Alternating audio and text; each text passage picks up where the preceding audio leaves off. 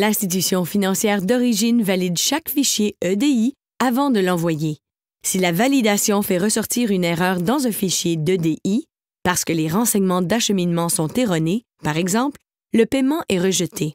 S'il n'est pas possible pour l'institution financière destinataire de déposer les fonds dans le compte du destinataire, par exemple, si le compte est fermé, l'institution financière destinataire doit retourner l'opération à l'institution financière d'origine.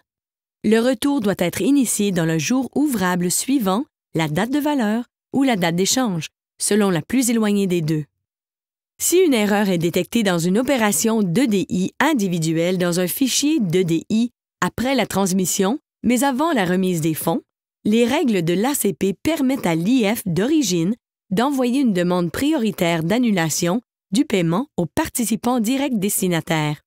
Il se peut que l'IF destinataire puisse annuler l'opération. Sinon, l'IF destinataire informe le participant direct d'origine et lui donne la raison pour laquelle l'annulation n'a pu être effectuée.